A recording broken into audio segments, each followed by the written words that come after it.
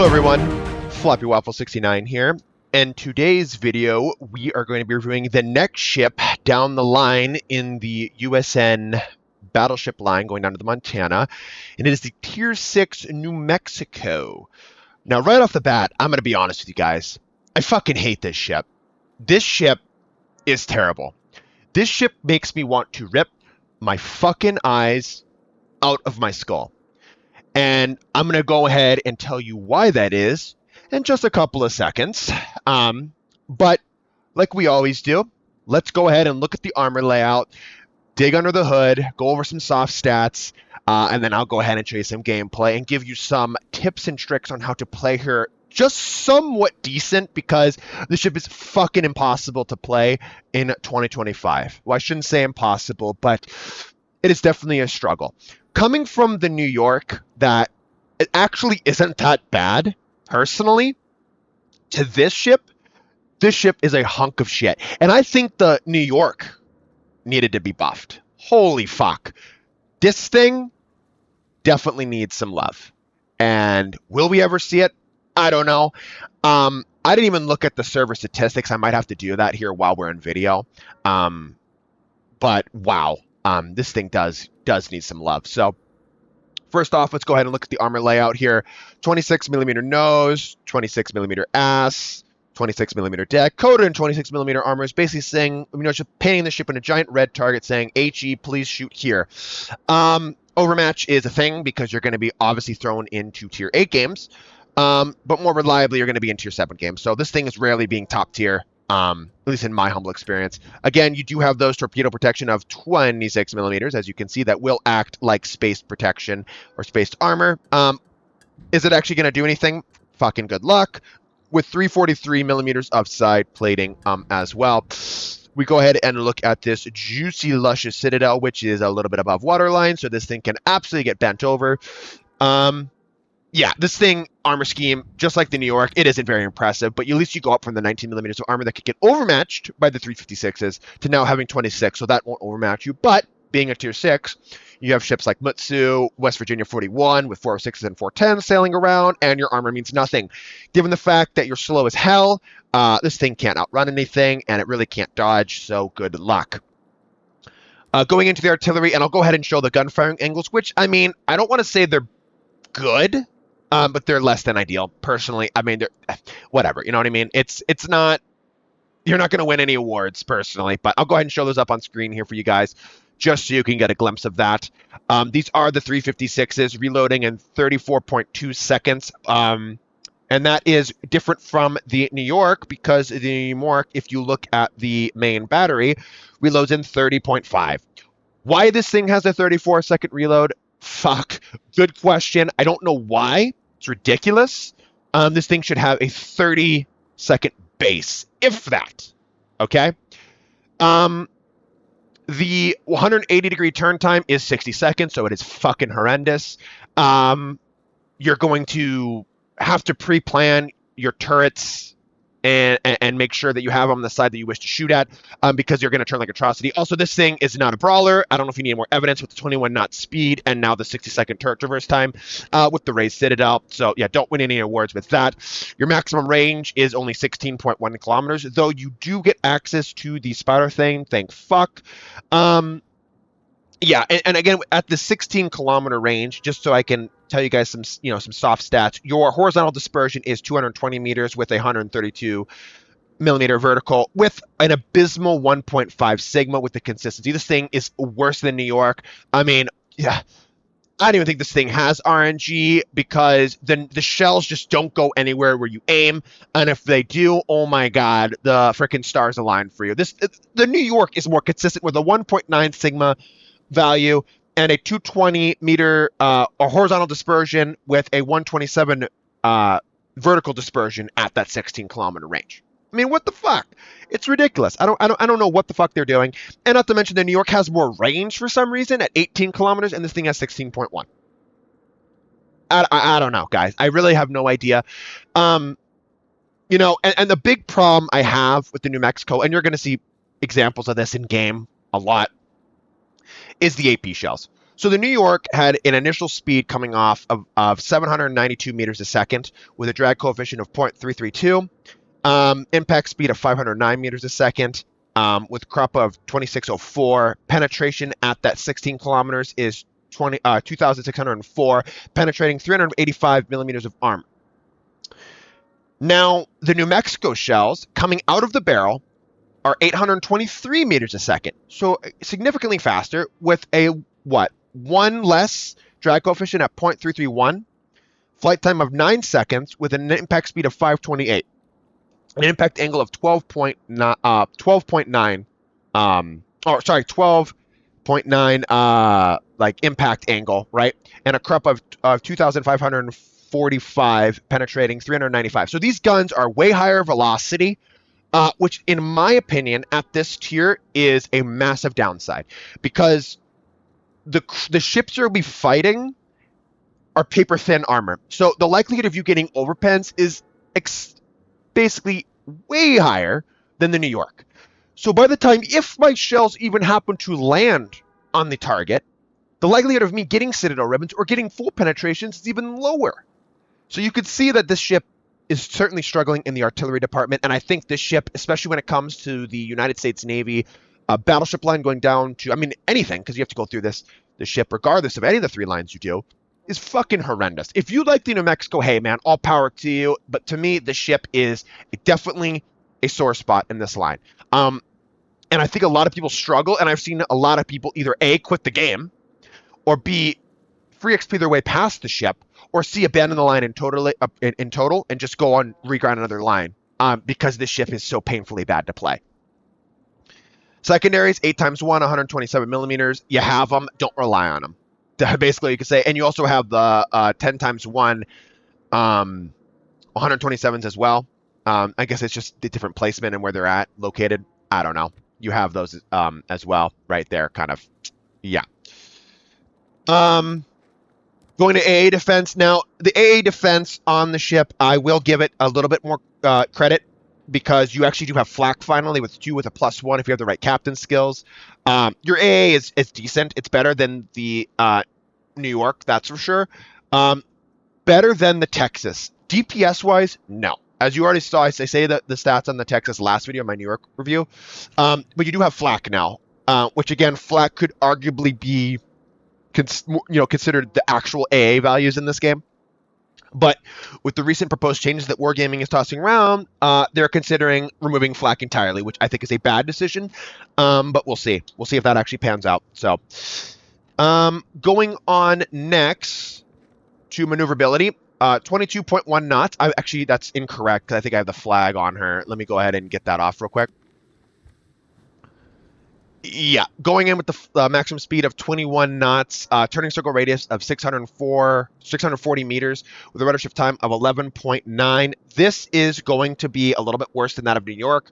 New York's got that 11-second rudder, and it's got the 600-meter turning circle radius, so it's going to be a little bit more sluggish to turn and whatnot, so just keep that in mind.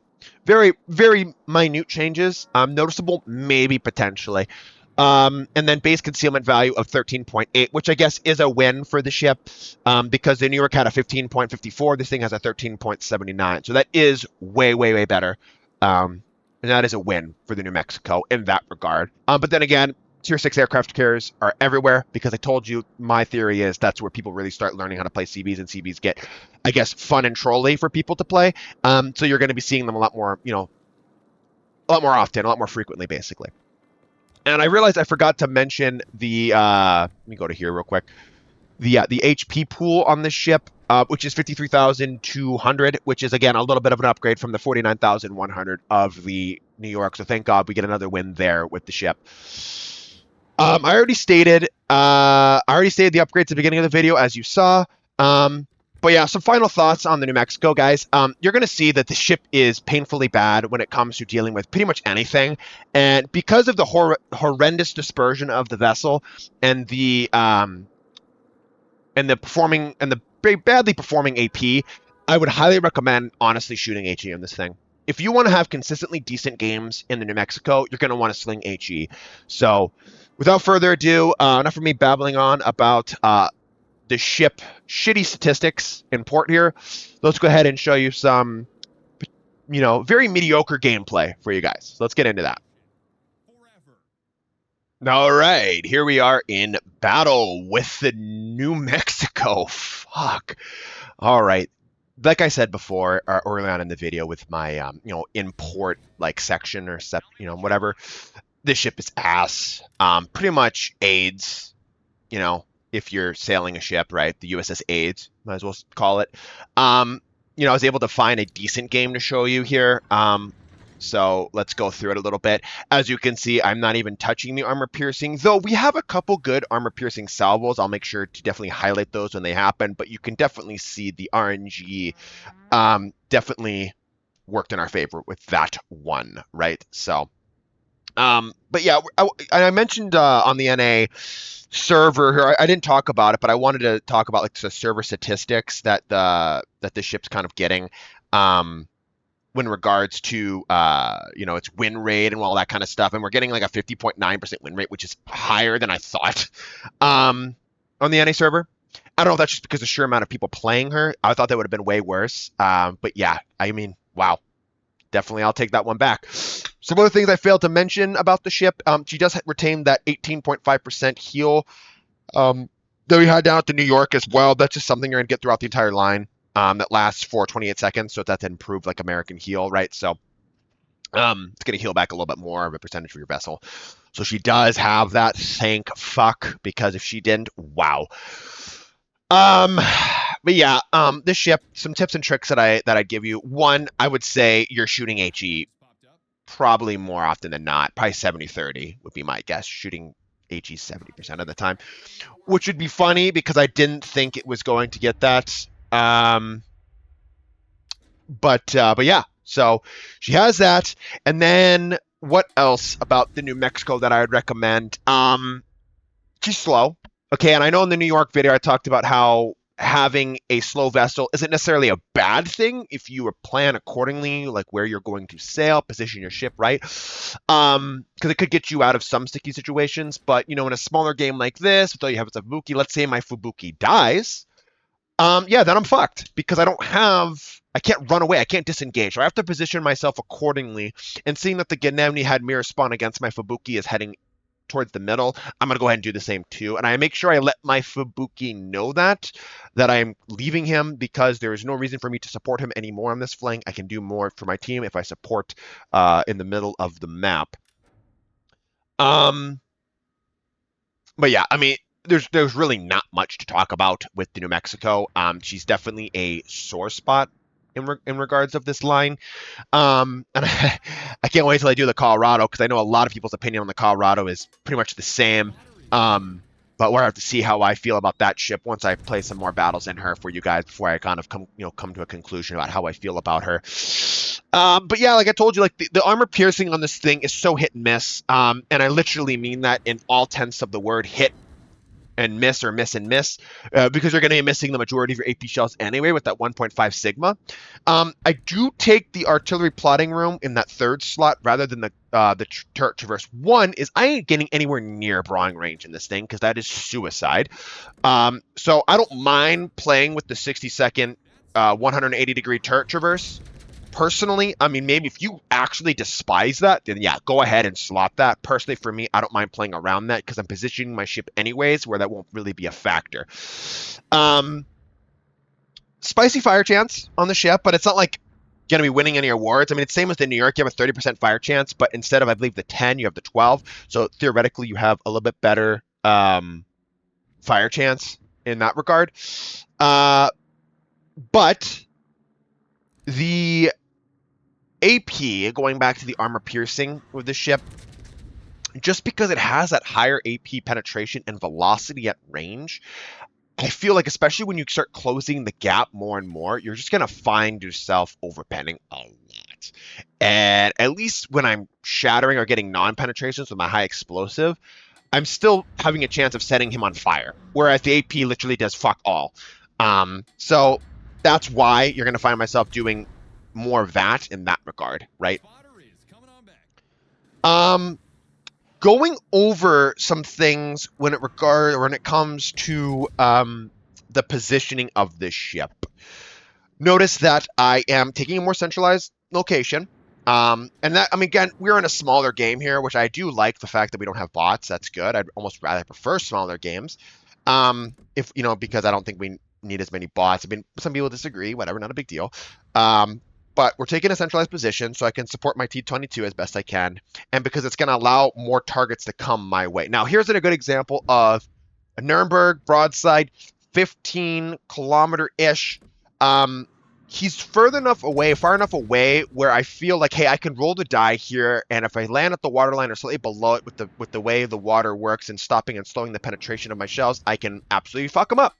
And I actually happen to roll double sixes and get the double citadels, which is huge. That's not going to happen a lot. Usually, I would expect 2 penetrations, maybe an overpen, no citadels. Or completely miss the target in general. That's usually how that works. So we happened to get lucky enough to score the double citadel and do the damage to him, which again, you know, don't get used to that because you're not going to find that happening a whole lot. Right away, switching back to the high explosive, just because I have a New Mexico, he's not flat broadside to me as of yet, or when I'm loading the HE, so I'm thinking, hey, you know what? Especially with how my armor piercing is, I'm just going to go ahead and do the HE. It's going to be more of a consistent armament type or you know, shell type anyways on this point. And I actually happen to pick the right decision. I will fluctuate back and forth AP a lot on this thing, so I do recommend getting that expert loader skill. I personally don't have it. I only have an 11-point commander, but if you somehow manage to exceptionally love your New Mexico and you manage to grind a 21-point commander, I gave you a build that I would recommend on her. Now, why would I recommend the build I have, or that I showed you guys in the beginning? Well, because she has an abysmal reload of 34 point whatever seconds. You're going to want to bring that down to a somewhat reasonable level, and that's why I take those skills. I'm not really interested in damage mitigation as much. I'm more interested in getting my, you know, as much shells as I possibly can down range. And I think with the heavy AP combination with that, was it Furious skill, you're going to have more success with her than just going like a full damage mitigation. Because this thing has not the best armor, nor does she have the best whole shape. So you're going to eat more damage. You're going to get pen from HE everywhere. You're slow as fuck. So to me, if you're able to play her, you might as well go down swinging than going down, you know, sadly, firing a salvo every 34 seconds. Again, Adrenaline Rush is going to help reduce that even further. So that if you're about half HP, you're getting around that 30-second reload mark or whatnot. So that's why I'd recommend that. You could also, there is because she's so slow and her range is only 16.1, you could do the eye in the sky, or not the eye in the sky, my bad. The spotter plane upgrade. I think it's in the first slot. Or the damage control upgrade too. I can easily see both of those, especially the damage control, just because that gives you the damage mitigation that we're not taking in our captain skills and might make that last longer. And also, it's going to help you with the freaking torpedo pings that are inevitably going to be down at this tier, just because again, tier 6 is when submarines come into the mix. So you're dealing with aircraft carriers that are starting to get, you know, stronger and stronger, and they're probably the most fun-ish. That's why you see a lot of people doing it. It's a lot less stress because you have a lot more cancer at top tier. So people are going to be playing that more reliably at tier 6. And you have submarines. So, you know, because your damage control party is already stressed as is, I can easily see an argument to be made for that. Personally, I'm not going to put either of those coal additions on a ship that I can't fucking stand. If you like the New Mexico, you have the coal, absolutely, go ahead and slot that bitch on there. If not, personally, don't waste your time. I'm just going to go ahead and unleash a salvo in the island there. That's always good to see. But yeah, so because we're heading back to base, I think this Agincourt's going to go down with the constant pressure of the S1 and the New Mexico. I'm just going to sail back to base and do what I can to support him. I don't really feel like going anywhere else is really going to allow me to you know, have any I'm not gonna have any more battle impact chasing an Ismail. We already have 3 ships doing that. So I'd rather put myself in a situation where we can try to take down 2 ships rather than chasing a ship that we already have guys chasing. So it doesn't really matter. But all in all, doing what I can here. I'm only at what, 60,000 damage is.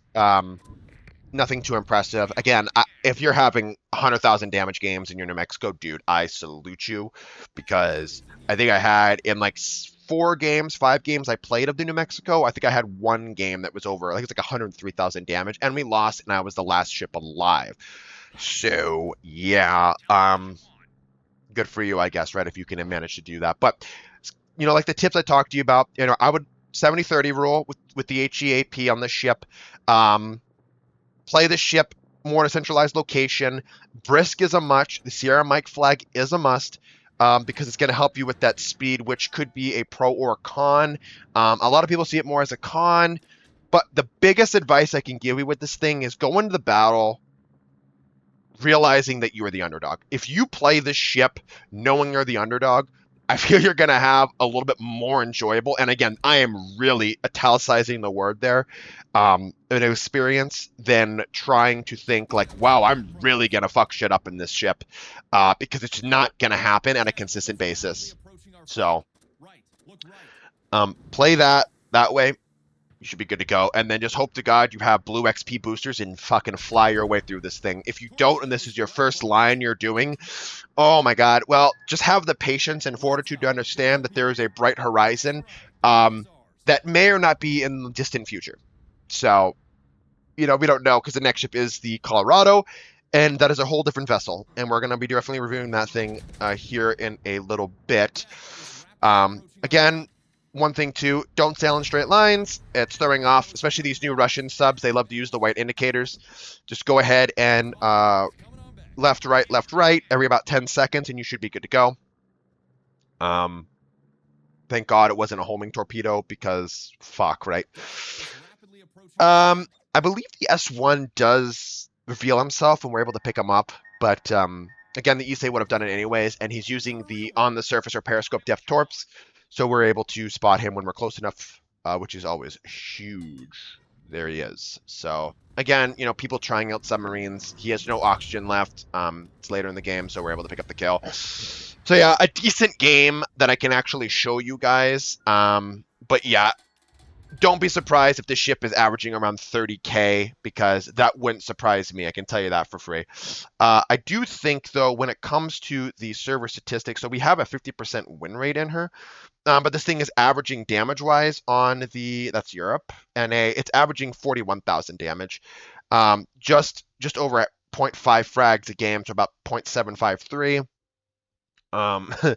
And a 50.9% win rate, which is way higher than I thought it was actually going to do. But I mean, in the last, how many server update of a 14.1, this ship had 10,813 battles played in her, which is more than I thought, personally. But yeah, this ship, I have it. I don't play it a whole lot, as you can see from my review of her. I don't really like her. I think she is definitely a sore spot in the line. So I would highly recommend ripping through her and learning as much as you can from her, because she is not very good. Cotton. Anyways, hopefully this review helped you guys. If you have any more questions, just go ahead and comment. I could do my best to answer them. If not, if you disagree, you think the New Mexico is God tier, go ahead and tell me I'm wrong and I should shut the fuck up. So anyways, love you guys, and I will catch you all in the next video. Peace.